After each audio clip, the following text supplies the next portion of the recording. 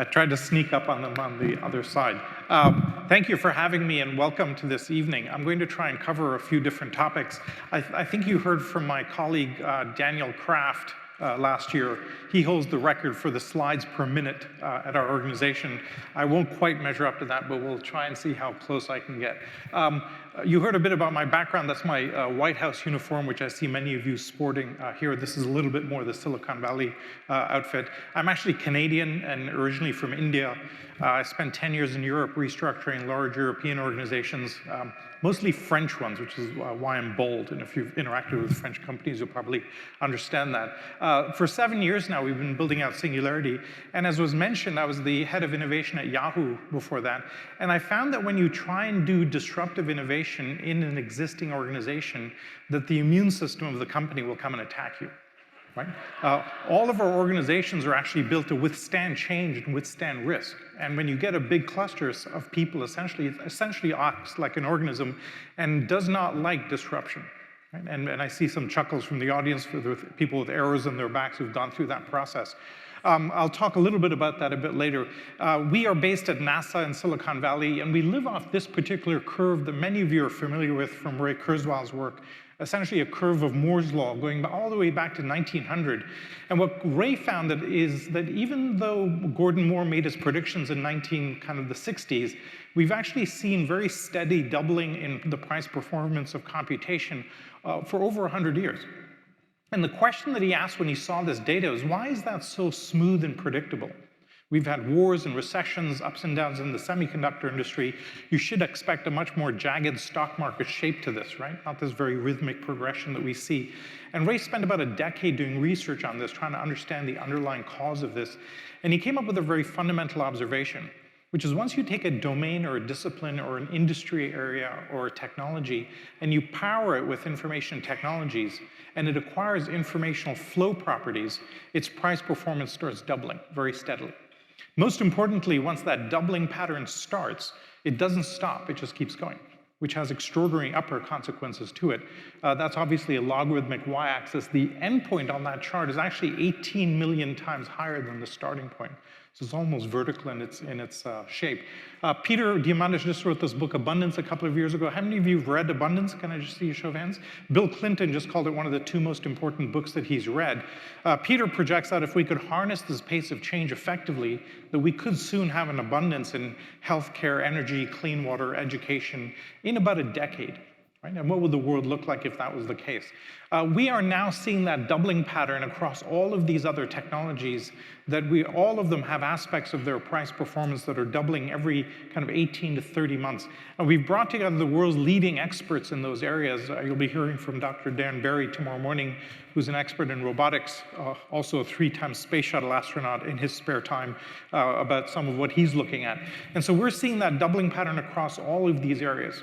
And we've brought together the world's leading experts, the researchers, scientists, thought leaders that are pushing these boundaries to see where these go. Our mission statement is, how do we harness that pace of change to solve the biggest problems in the world? And we challenge our participants to come up with ideas that would impact 1 billion people within 10 years. Right? You have 3 weeks, off you go. And then essentially we launch those as NGOs, for-profit companies, research initiatives, and so on. We've launched about 10 or 12 a year in our 7-year history. This team a few years ago was looking at poverty. They noticed that in Africa, most of the roads get washed out during the wet season. Like 85% of the roads disappear and are impassable. And how do you alleviate poverty if you can't move anything around? In the middle of the summer, Chris Anderson from Wired magazine came and did a talk on drones. We're now very familiar with these quadcopter things. And they had the idea, why not use drones to move medicine and food around, especially where you have no roads, right? This is a live test from Haiti where they're delivering medicine to a camp. What's interesting about these drones is today you can carry a 4-kilo package about 10 kilometers. That's the range and capacity of these devices. But the underlying technologies are moving so fast, they are doubling in their capability every 9 months. Right? So by the middle of next year, it's 8 kilos. By the end of next year, it's 16 kilos. And that doubling will just keep going. So we're essentially teaching them, spot those doubling patterns, layer solutions on top of it. The solution should then scale along with the underlying technologies. You may have seen this announcement from Amazon where they want to deliver packages using drones. This was inspired by our project. By the way, when they made this announcement, they had no such capability, but they managed to get the story onto 60 Minutes the day before Cyber Monday, which is their biggest shopping day of the year. So their PR people were extremely happy about that. They've since put considerable investment into it, and where they're moving the field forward very quickly. The latest news from this team is they're now delivering mail for the Swiss Postal Service. Right? So in a mountainous country, really interesting if you can do things like that. And you can see the explosion of use cases that we're seeing with drones. Many times we look at the negative consequences. You know, what if somebody did negative actions with this, loaded up a drone with C4, but we find the positive impacts are quite profound. Here's another one of our companies. These guys have launched a 3D printer up to the International Space Station. Ironically, up at the space station, it turns out there's no space. It's full of extra multiple redundancy spare parts because if a valve goes bad, you'd better have a replacement. Right? But if you can fabricate something in situ, really interesting. And about 3 months ago, we had a really interesting inflection point. We fabricated the first ever man-made objects not made on the surface of the Earth. So interesting kind of stuff. So I don't have time to go through all of these, but suffice it to say, we're kind of seeing this explosion of innovation across all these areas. These guys here are taking seedlings, wrapping it in nutritious gel and shooting them out from drones. They want to plant 1 billion trees a year doing this. So again, one of the extraordinary implications of where this goes. We do a whole series of shorter programs, and I want to highlight this statistic that we've seen from one of them. This is a program that we do with Deloitte and with XPRIZE. We bring together CEOs of Fortune 500 companies for 4 days. You can see some of the logos here. And we spend 2 days giving them briefings on these technologies and 2 days on how do you think about it and how do we organize for it, roughly the contents of my book. We asked them beforehand, how aware are you of some of these breakthroughs? Right? And many of them, as you might imagine, had very little awareness. Half of the rest probably exaggerating if we're honest about it. And to be fair, if you go 5 minutes from our campus to the Google headquarters and ask the average Google engineer about any of these technologies, they have no idea because everybody's heads down trying to get work done. Right? And yet all of this explosion of innovation is taking place around us. So very little awareness before they came in. At the end of the 4 days, we said, how big of an impact do you think this will have on your industries? And we gave them a timeline of 2, 4, 6, 8, 10 years and a severity scale of low, medium, high, game-changing impact. And the statistic at the top absolutely floored us. 80% of them agreed that these technologies would have a game-changing impact on their industries within 2 years. 100% within 5 years. All of them had urgent action items when they got back to the office. So that's essentially the gap that we're trying to bridge. Most people have very little awareness of what's coming down the pike. And when they do, there's this kind of oh heck moment, and I'm using the polite Canadian expression there as to what to do about it. So that's a little bit of a singularity. As I mentioned, we're now seeing that explosion across all of these technologies, and it's resulting in kind of 4 dynamics that we're seeing, and let me cover those in each of them. The first of it, obviously, is we're digitizing the world. Right? Our memories aren't in our heads anymore, they're in our smartphones. All our relationships are now digital via social networks as opposed to analog. I mean, if you're below 30 years old, your Facebook page is much more important than how you're dressed that day. Right? And we can tell by how they're dressing that's really the case. We're seeing that across the board where our communications are now digital, all of our mechanisms around this healthcare turning very rapidly digital. As we miniaturize all this computation and put it into everything, we're having a whole explosion of internet-connected devices. 10 years ago, we had maybe 500 million internet-connected devices. We're up today to about 12 billion. We'll be at 50 billion conservatively by the end of the decade. And shortly after that, we're going to get to 1 trillion. And so that one statistic, we're at 12 billion today, going to 1 trillion in the next 10 years or so. We think we're 30, 40 years into the information revolution. On this statistic, we're about 1% of the way there. We're literally just starting. Most of this is actually ahead of us as opposed to behind us. And we're starting to see this kind of digitization in all sorts of fascinating areas. This is a company out of Israel. They can take a 10-second clip of your voice, and just by analyzing the tonal variation, can assess your mood and your underlying attitude to about an 85% accuracy. Customer service teams are using this today. If an angry customer calls, what's their underlying attitude? Can you recover them, or should you just hang up the phone and move on to the next one, right? How do we think about that? You can download this app called Moody's if you want to try this out on your spouse, if you want to kind of analyze their mood and see what they say. I found the discussion drops dramatically when you try and do that. I was speaking 2 months ago at a CNBC conference, and one of our alumni actually taped in real time 13 seconds of my voice, and this was my mood and attitude as I was speaking on stage, right? Of course, he's completely wrong about me being stubborn, and this is completely not accurate, but other than that, very, very accurate there. I'll predict at the next presidential debates, they'll have kind of the candidates debating, and underneath there will be a ticker saying, here's what they're really thinking, right? In fact, I'll predict right now that with technologies like this and cameras recording facial twitches and so on, in about 4 or 5 years, it will be impossible to lie, right? So if you're in marketing, you have to be a bit careful. Our politicians will totally have to change for the better, hopefully, in many cases, so we'll see how that works out. And note that society will never have seen that before. We'll have to figure out how to adapt to that new capability in that sense. We've found that when something becomes digital in this sense, it becomes very, very disruptive. And the best analogy we have found for that is photography. Some of you are old enough to actually remember film photography. You're operating on a material substrate, and you're operating from a scarcity model, right? You can only carry so much film around, costs $1 a photograph to do, it takes a few days to get your prints back, and so on. When you change the substrate to digital photography and you move to an information-based environment, a few really fundamental things happen. The first is the marginal cost goes to zero. Right? Now you can take 1,000 more photographs, the cost stays exactly the same. As a result of that, the domain absolutely explodes. So when we have film photography, we carefully click every shot. Today, we're essentially holding down the shutter button and doing burst photography, et cetera, and we take billions more photographs than we used to. The third thing that happens is very subtle but very, very relevant, is you shift the problem space. So in a scarcity problem space, we take courses in photography, so we learn about composition, we learn about the rule of thirds, we're trying to optimize every shot as much as we can. In an abundance problem space, we all have 8 copies of our photographs on 10 different devices, and you can't find anything, right? Because it's buried in everything else. Right? And note that when you change the problem space, you change the business model and you change the revenue models. And that's at the heart of this disruption, is you shifted the problem space when you move from a material world to a digital world. And fundamentally what's happening is that technology takes anything that's scarce and makes it abundant. And that's a fundamental characteristic about many technologies. How many of you are familiar with Baxter? Can I just see a show of hands?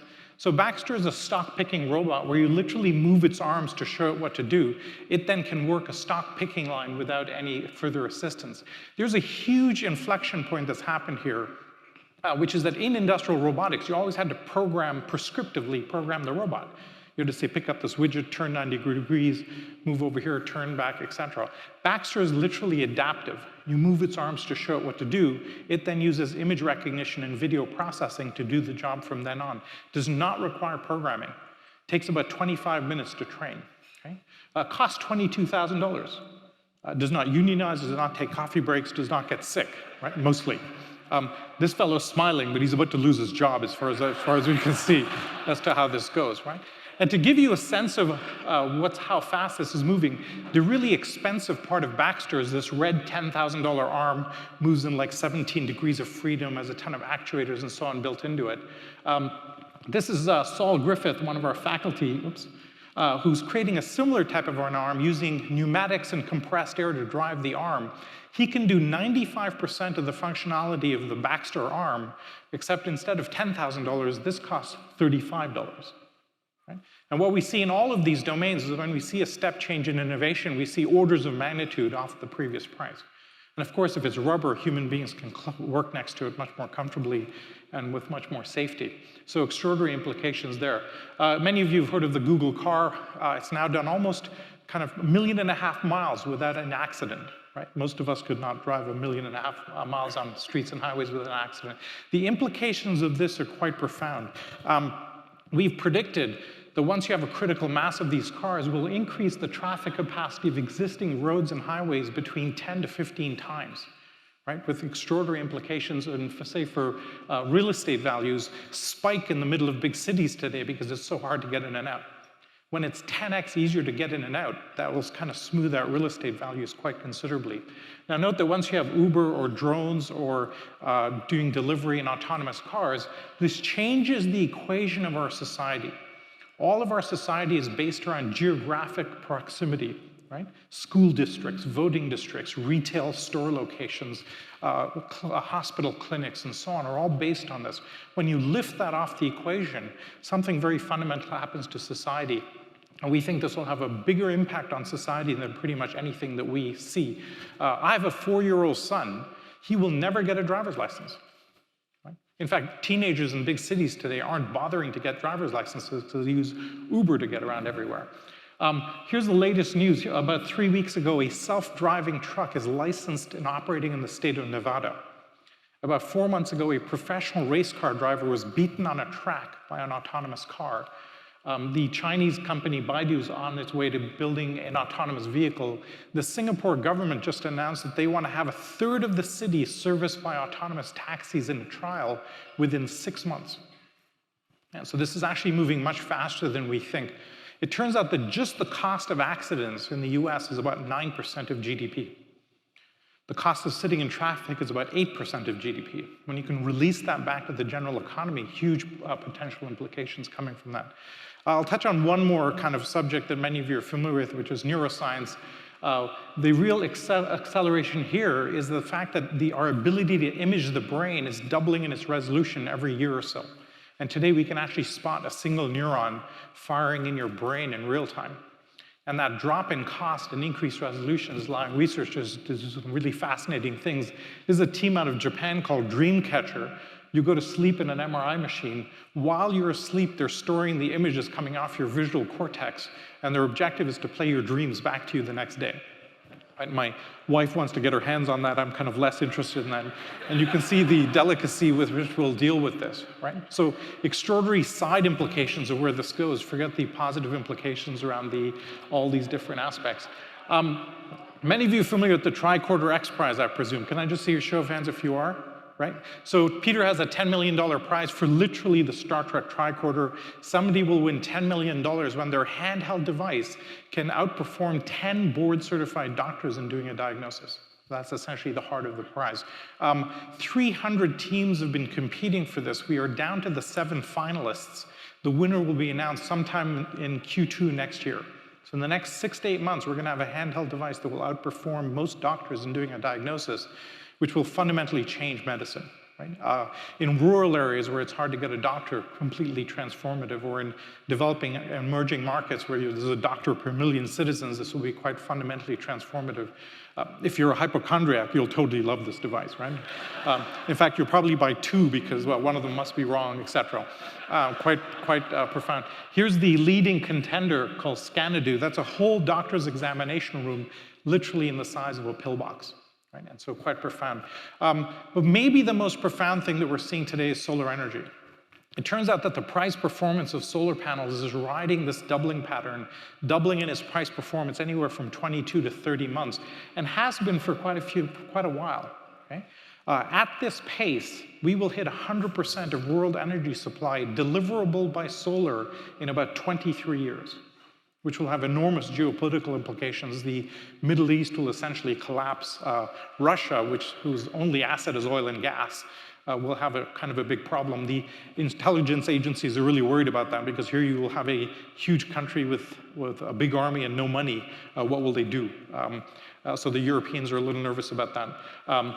In Canada, we joke that the US will have to find other reasons to go to war, et cetera, et cetera. So profound implications there. Here's the relative cost of solar to a whole host of other technologies and other fuels. You can see the extraordinary drop there. Next year, solar becomes cheaper than the energy coming off the US grid. And then we'll see a huge investment inflection in that. Here's the cost of solar panels literally in the last 5 years, and you can see how it's dropped off a cliff there, now reaching the equivalent of oil and gas bans. Right? And to give you a sense of this, it turns out that if you add up all of the energy that we have in all of our fossil fuel reserves, coal, oil, natural gas around the world, and add that up, that adds up to about 5 days of sunlight hitting the world. So you shift the conversation from a scarcity problem to a conversion problem, and the conversion is riding this doubling pattern. About 4 months ago, I gave a talk to the CEOs of all of the electrical utilities in the US. They were a little unnerved with this data. To the credit of the Kansas City Power and Light Corporation, we had an instant board meeting, and I addressed their board as to how to address this, because really we need to think about how to shift away from this. Here's an investment firm advising its clients to move away from fossil fuels as a fundamental investment. Right? So healthcare becoming digital, energy becoming digital as a result. We'll see microgrids and so on take place. Now, this disruption is all very kind of sexy from the technology side, because lots of shock and awe videos, and it's very cool, et cetera. But fundamentally, we have a really big issue, which is the society is not set up to absorb this pace of change. Right? In fact, all of the structures that we use to run the world, our civics, our politics, our legal systems, healthcare, intellectual property, education, you name it, all designed for a world a few hundred years ago, not for today. Definitely not for 1 trillion sensors coming down the pike. We're actually going to need to re-architect entirely many of the mechanisms we use to run a society. In fact, what's happening today is fundamentally our society's amygdala is freaking out with all of these new technologies. You're all familiar with the amygdala, this old organ that's scanning for bad news. When we were evolving on the plains of Africa, if you heard a noise in the bushes, you ran, because bad news could kill you. Right?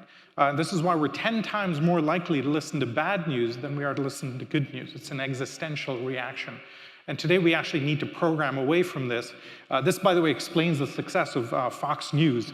If you watch Fox News, or most news stations, to be fair, you're pretty much going to die this week. If you're really lucky, you might last till next week, right? And if you watch the news cycles, they're kind of tickling your amygdala at various patterns. The whole Hollywood horror movie genre is doing the same thing. But today, we have very few things that actually pose an existential threat, yet our amygdala does react in this way. And it's one thing at an individual level. You can kind of educate an individual to not react, et cetera, but we have a group and a societal amygdala that's kind of reacting. This is the amygdala of the Prime Minister of Turkey from last year. Smart, thoughtful, experienced, intelligent guy. Totally ridiculous comment about technology. And this is him freaking out. This is the US amygdala freaking out, trying to use old structures to address new problems, right? Information may not want to be free, it definitely wants to be liberated. And you simply can't apply these old constructs into where the world is going today. Here's another societal issue. If you've never read this article, please go read this. This is in Vanity Fair. Essentially, we've turned sex from a scarcity to an abundance thing. Of course, where the hell was this when we were in our early 20s? We'll have to kind of answer that. But essentially now we have to deal with as a society that if you're that old, you can go do this whenever you want. And how do we manage the morals and ethics around that? And this is part of the reason that we exist, is how do we educate society to act responsibly with many of these new technologies, life sciences and biotech being a prime of that. From an economic perspective, what we're seeing is a couple of things happening. The first is the metabolism of the economy is accelerating. Right? It used to take like 20 years to create $1 billion marketplace, and today we're seeing that happen in months. And so the volatility is accelerating quite extraordinarily. And then when you see a fully digitized industry, you see this kind of deflationary curve that you see on the left here. When the newspaper business finally got fully digitized, revenues kind of trundled along, and all of a sudden a 6x drop in revenues as eBay, Craigslist, and so on sort of bit.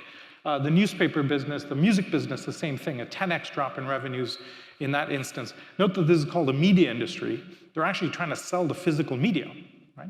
But actually it's an information service. When you can go from artist to listener with a YouTube video, all the intermediaries disappear. This cliff, by the way, is hitting the TV business in the US right now. Media buying is finally catching up to the reality that very few people are watching ads. And the viewership of network TV is dropping off a cliff. And here's the fundamental crux of it. The fundamental heart of it is we are not good at spotting this exponential growth. Right? All of our intuition, training, education about the world teaches us to predict linearly in the world. If I take 30 linear steps, I'll get to the back of the auditorium here, and we can all predict really well where I'd be a third of the way or 2/3 of the way in that progression. We're very good at that. But if I take 30 doubling steps, 2, 4, 8, 16, at step 30, I'm at 1 billion meters away, a little further than the back of the auditorium. Right? I'm 26 times around the world. And it's hard to gauge where I'd be a third of the way or 2/3 of the way in that progression. And yet more and more of the world, driven by this information curve, is riding that doubling pattern, and we don't spot it. So as an example, how many of you had heard of 3D printing 5 years ago? Can I just see a show of hands? Right, 10 years ago? 15 years ago? Okay. 3D printing, it turns out, is actually 35 years old. It is not a new technology. But originally in the early 80s, when it first came out, you could print out like 0.001 widgets an hour. 2 years later, it doubled to 0.002 widgets an hour. 2 years later, it doubled to 0.004. 2 years later, it was 0.008, then 0.016. And it takes a long time to get to 1. And it looks linear, so everybody ignores it and extrapolates from that. Then it hits 1, 2, 4, 8, 16, and goes crazy, and then we call it a black swan. Right? In fact, you could actually call us Black Swan University. How do you spot these kind of disruptive events? And if you don't spot these things early, they will disrupt you very badly. But if you spot them early, it's the biggest advantage you could possibly have. And one of the big issues we have today is we don't spot these things coming along early. The Google car, for example, when it first came out 6 years ago, the GPS, LiDAR, radar, sensors, et cetera, collectively added up to about $300,000 a car. And all the car companies said, cute research project, but you'll never commercialize it. 2 years later, it was down to about $75,000 a car. And still people said, okay, it's better, but it's still not really workable. And today it's down to $1,000 a car.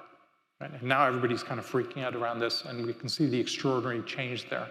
I showed you this curve of solar energy. The world's leading expert in energy in 2003 said this. He said, look, if you add up the fundamental costs of the materials, you will never drop below $1 a watt in solar energy. And the market actually believed him for about a few years, and then it dropped off a cliff, continued to drop. Last year was 50 cents a watt. I think we just hit 18 cents a watt in the last couple of months. And his next comment was, yes, getting below $1 has exceeded my expectations. Right? We're fond of saying an expert in a field is somebody who can tell you how something cannot be done, because they're all operating on old models and old heuristics and not able to think about where this goes. And Wayne made a really important comment, right, about the multidisciplinary, holistic approach. Major breakthroughs always happen when we cross disparate areas together. And when today we have a dozen technologies moving at this pace, the implications are quite profound.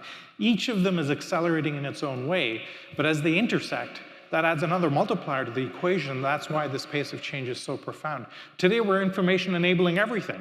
The combination of GPS systems, navigation, messaging, reputation systems, payment systems is allowing a company like Airbnb to take your extra bedroom and turn it into a hotel room.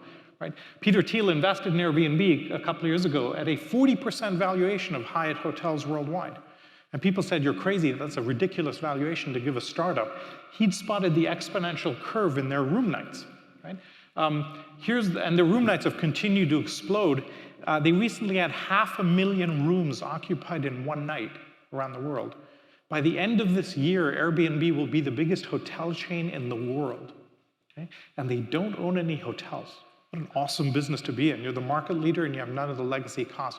Anywhere where you have episodic use of an asset, we'd see a shifting from an ownership model to an access model.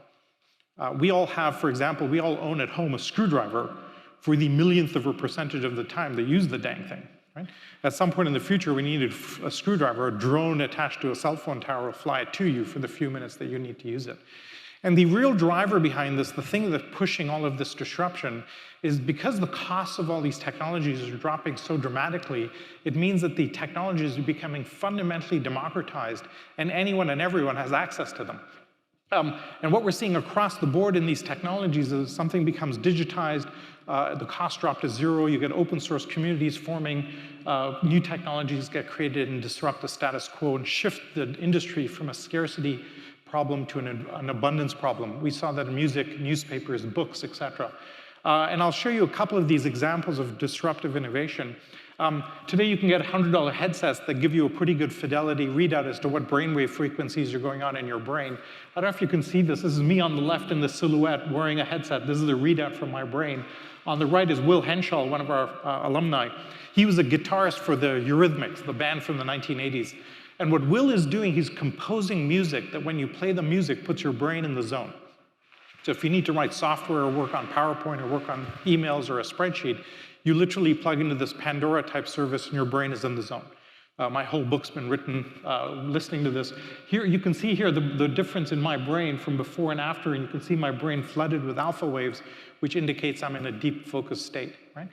Note that he's doing this with a Mac and a $100 headset, because he's got a feedback loop, right? Now, if you're the CEO of Red Bull, you need to be really worried about this. But you won't, because you think your competition is coming from 5-Hour Energy or some of these other energy drinks, but orthogonally, your industry might be disrupted. We actually had the CEO of Illy Coffee, the Italian coffee company, at one of our programs, and he started swearing in Italian from the back when he saw this. We said, "Are you okay?" And he said, "Look, if people start using this, they'll drink less coffee." And he might be right, right? The latest news I heard about him, he's turned to winemaking as a profession. I don't know if that has to do with this particular program in this particular case, but extraordinary potential here.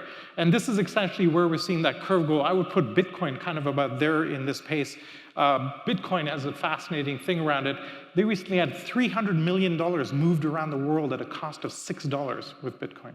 Right? So it's dropping the transaction and transfer costs very, very dramatically. The real disruption in this, though, is not really the currency. The real disruption in Bitcoin is actually the underlying technology called the blockchain. How many of you are familiar with the blockchain? Can I just see a show of hands? A few of you. Let me take a minute and describe this. What the blockchain allows us to do is what's called decentralized authentication.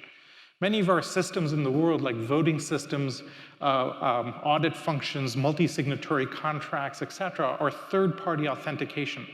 A bank is an authenticated ledger, and you kind of trust your life savings to the fact that somebody's authenticating that, yes, you deposited $100 and we lent it out over here. When you decentralize the authentication, you actually don't need the bank from a retail perspective. Right? And we have many such systems where essentially when you decentralize the authentication, you won't need the fundamental structure, currency just being one application behind it. The real problem that's been solved here is an old computer science problem called the Byzantine generals problem. In the siege of Constantinople in the 1500s, there were 8 generals circling the city, and they were sending messages around the circle trying to coordinate attack times, right? Except one of them was a traitor and could screw up the messages, pass the wrong times around, lose the element of surprise, et cetera. And the question was, how do you get a secure, trusted message when you don't trust the network? And that's become known as the Byzantine generals problem. For 40 years, computer science PhDs have been trying to crack that problem without success until the blockchain. And with this, you can have a guaranteed, secure, undefraudable, you can't double enter a message, et cetera, and you guarantee that it gets there, which means it fundamentally changes most of it. And now we have an authentication security layer on the internet, which is what's been desperately waiting. So electronic health records, whenever you need to know that something happened, intellectual property, et cetera, fundamentally will disappear as a result of this. How many of you are familiar with the Hyperloop? Right, so about 3 years ago, we had an event at Singularity where we just finished talking to the California Department of Transport, and we were kind of annoyed at the fact that they just announced a $70 billion high-speed rail system to connect LA, San Francisco, Sacramento together. And when we talked to the people of the Department of Transport, none of them had heard of the Google car, which was being built under their noses, right? And one of the issues we have with government policy is much of policy is determined defensively and reactively. And we need to figure out how to solve that particular problem. Elon Musk was at that event. He got so upset about this, he went off with his engineers and designed the Hyperloop. Essentially what you do is you take repurposed oil pipelines and you shoot people down it in pods with a cushion of air in the middle, like we used to send messages in companies in pneumatic tubes. The idea going, you go from LA to San Francisco in about 20 minutes at a few thousand miles an hour. I was talking to him about this, and I said, Elon, my degree's in theoretical physics. If you accelerate somebody from 0 to several thousand miles an hour and then decelerate them, you're probably going to kill them, right? And his answer was, yeah, it's an issue, right? And there's the mind of a great entrepreneur. I'm looking at it going, totally intractable problem. He's like, yeah, it's an issue. Turns out they've solved that. If you widen the channel with fluid dynamics properly, it'll slow them down. And you can't quite go to 4,000 miles an hour, so I was partially correct. So essentially, when we have today is all of these technologies moving very, very fast, intersecting. Anybody has access to them. Disruptive innovation now comes from anywhere and everywhere. In the 1500s, we had the Gutenberg moment, and the printing press changed everything. Right? And today you could frame it as we have about 30 Gutenberg moments happening at the same time. How are we going to deal with this? And if you're running a business, how do you deal with this? And let me touch on this for a few moments. If all of this is happening with this pace of change, how do you navigate this in terms of a business? Every aspect of our business life cycle is now being digitized. Sales and marketing is completely digital. Production, manufacturing, rapidly becoming fully automated. Even innovation is becoming fully digital. This is the quote that really struck me. This is David Rose, one of our faculty, the godfather of angel investing, who made this comment that all of our organizations are set for scalable efficiency. They're designed to build the same widget in 100 different countries using standardized supply chains, standardized processing, et cetera, et cetera. And if you're set up for that, that's great for scale and efficiency. It's not great for disruption, and it's not great for adaptability. And yet that's now the harder bit. And so I researched this book for about 3 years, and essentially what we found is a new breed of organization. We've learned how to scale technology pretty well, but the organization structure has always been painfully incremental and painfully linear. And literally over the last 5, 6 years, we're seeing a new breed of organization that can scale as seamlessly as technology can scale. And the baseline metric that we found is we found these new organization structures that are operating at a minimum 10x performance improvement compared to their peers in the same space. We've now found about 100 companies operating like this. Wrote an article called The Secrets of Unicorns talking about how they're actually doing this. And we've kind of started to navigate and track them in terms of how they're doing it. I'll cover really quickly what makes them up. The first is they all have what I call a massive transformative purpose. Like Google, organize the world's information, or Singularity, go impact 1 billion people. Essentially, it's an aspirational tagline, a community forms around it. It creates a gravity well of interest. If you're successful, you achieve what John Hagel at Deloitte calls the power of pull, where products and services are literally being pulled from you. Wayne referenced that earlier in terms of the ecosystem here, right? Apple has achieved that. Apple's customers are literally pulling products and services from it. We're starting to now see brands morph to this new structure. Coke's new mantra is literally open happiness, right? Not to sell sugar water through highly leveraged distribution chains to add value to our ecosystem of vendors and suppliers, et cetera, et cetera. If you had that, nobody inside the company would know what it really was. But everybody inside Google knows organize the world's information. And so we're seeing this as a fundamental component of these new organizations. The second is our old way of building a business was essentially to get control of an asset or a workforce, put a legal boundary around it, and sell access to scarcity. That's been the bedrock of business building from the beginning of time. What these new organizations are doing is they keep a very small footprint internally, and they use technology to reach outside themselves and tap into abundance. So Airbnb is tapping into an abundance of extra bedrooms. Uber is tapping into the idea that if you have a car, it sits empty 96% of the time. TED uses its community to scale very aggressively. And by leveraging one of these externalities, you can scale very effectively. Note that for a company like Uber, the mission-critical function of matching driver and passenger doesn't happen inside the org structure. Right, it happens out in the wild. And by enabling that, you can essentially scale pretty seamlessly. And then there's 5 internal attributes that these companies are using to kind of manage the control side of it. Experimentation is essentially the lean startup methodology, dashboards and live metrics. How many of you are familiar with Valve software? A gaming company out of Seattle, about 400 people. They have no org structure. They literally have no CEO, no reporting lines, no job descriptions, no management meetings, no middle management layers of any kind. They literally operate like a beehive. If I spot a bug, I will find the 3 people that I think can solve that bug, we'll go solve it, and then disband. Everybody chooses what they want to do. They get more revenue per employee than Microsoft, okay, as a result of this. Quite profound.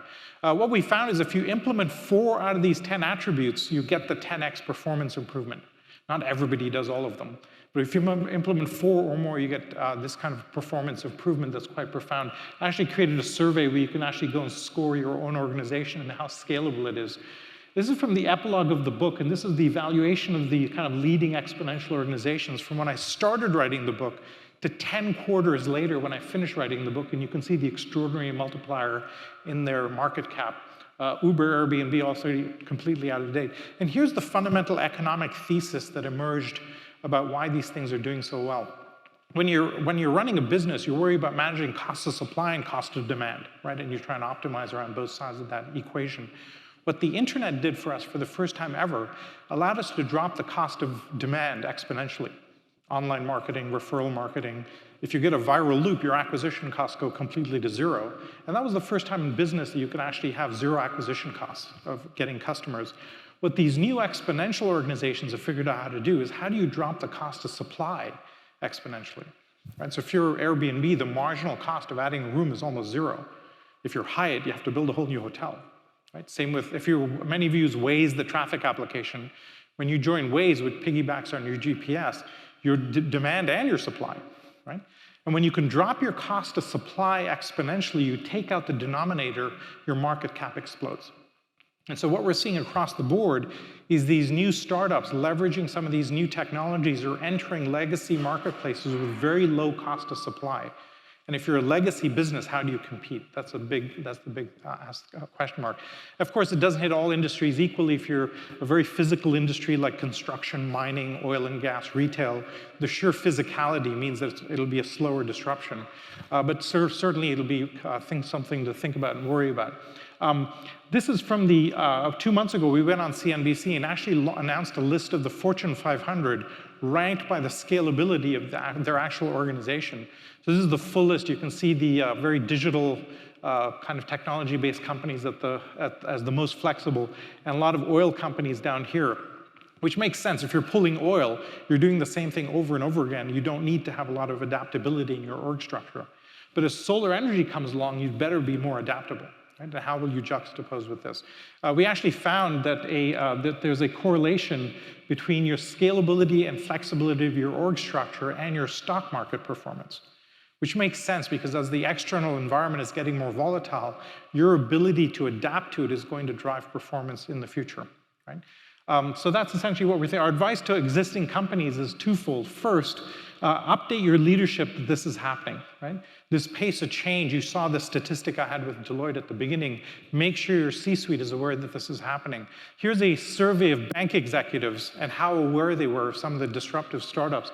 Look at this statistic here. Lending Club is a public company doing billions of dollars of trades, and 45% of bank execs have never heard of it, right? That's criminal negligence. You have no business not knowing about some of the disruptions in your industry. How do you formulate strategy without knowing what's going on? So that's a key heuristic around this.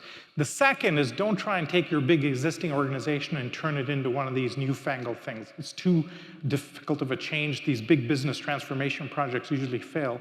What you can do is take your disruptive change agents and move them to the edge of the organization and have them build one of these off your edge. And the master of doing that is Apple. Apple's built the most successful company in the world. Yes, they have a great design capability, a great technology supply chain to deliver margin, but their real innovation is an organizational one. What Apple does, unlike anybody else in the world, is they'll take a small disruptive team, they'll take it to the edge of their organization, they'll keep it totally stealth, and they'll say, go disrupt another industry. Right? So they started with what? Music, and then phones, and then tablets, and now payments, healthcare, cars, watches. There's no limit to their market cap. They can just keep knocking over an industry after industry. And as in the world today, you're either the disruptor or you're the disrupted. And kind of teams will have to decide which side of that fence they want to work on. As this pace of change is actually now slowing down, if this was really an exponential, it would be linear. You can see it tilting upwards, implying that the pace of change is itself accelerating. And the demographics around this are quite profound. In 2010, we had 1 billion people online. We've kind of more than doubled that today to almost 3 billion people online. By the end of the decade, we will have 5 to 6 billion of the world's population online. Right? The biggest marketplace in the history of humanity is being created right now under our noses. They're all going to have one of these. This is the latest DataWind Android tablet. This is a 1 gig Android tablet, Bluetooth, Wi-Fi camera, and it's a phone. The manufacturing cost of this is down to $10, right? And it's dropping in price 50% a year. By 2020, we'll be giving this out of cereal boxes because you won't be able to sell anything to those 5 billion people if they don't have one of those, right? So the entire world will be kind of digitally available by then, and they're all going to be online. How many of you are familiar with the Google Loon project? Can I just see a show of hands? So Google is launching high-altitude balloons, weather balloons, to deliver broadband internet access anywhere in the world. And the balloons kind of navigate high atmospheric winds that go up and down, and they can stay in the same place roughly by navigating these winds. When they launched this project 2 years ago, there were 2 buckets of naysayers that said this will never work. The first were the weather balloon experts, who said, look, a weather balloon goes up, the materials freeze up at high altitude, cracks appear, it comes down.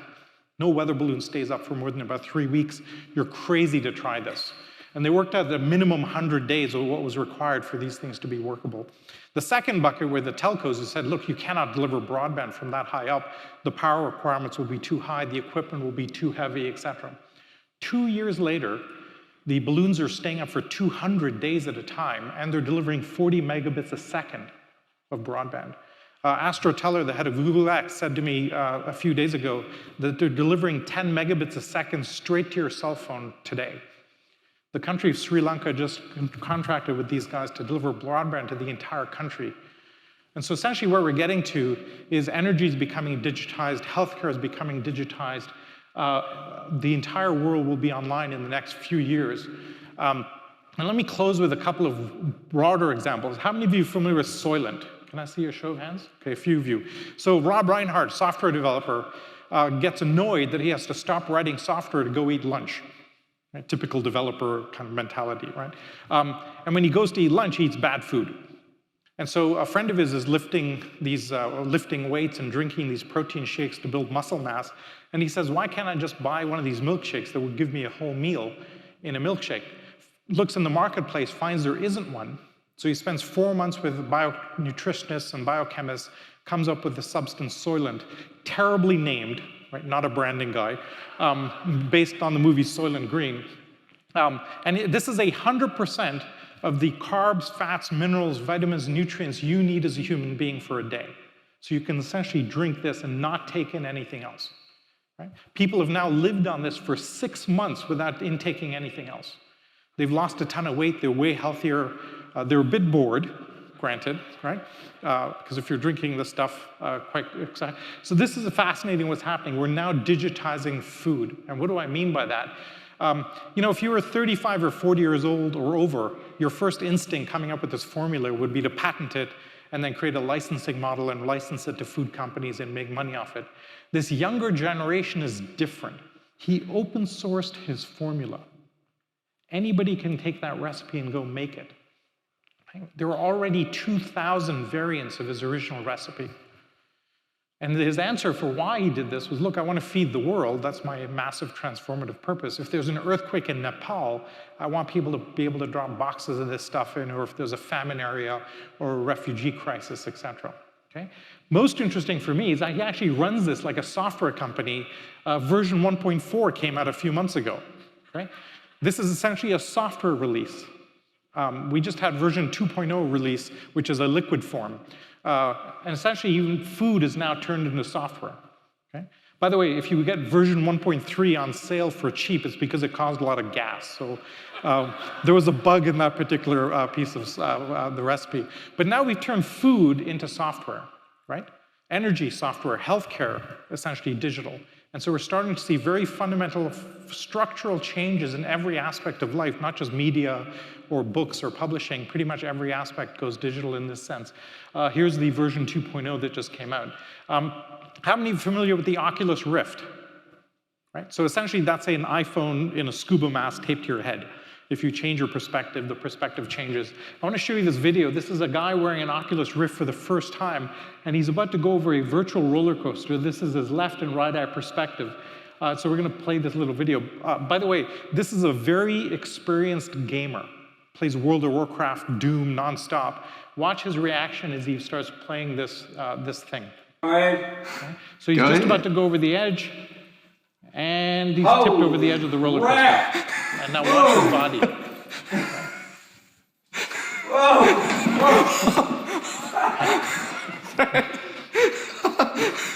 What you're seeing is his physiology is being fundamentally disrupted, right? And the implication here is that virtual reality now disrupts reality. Because that virtual roller coaster can do way more interesting things than a real roller coaster. And they're having some phenomenal success treating fear of the dark, fear of heights, fear of water using these headsets.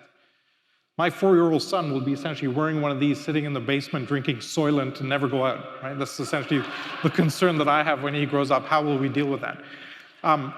And so essentially, this is where the world is going. Profoundly fascinated by what you're doing here. I think the life sciences is the bedrock of disruption in the future. Many of you are driving that forward.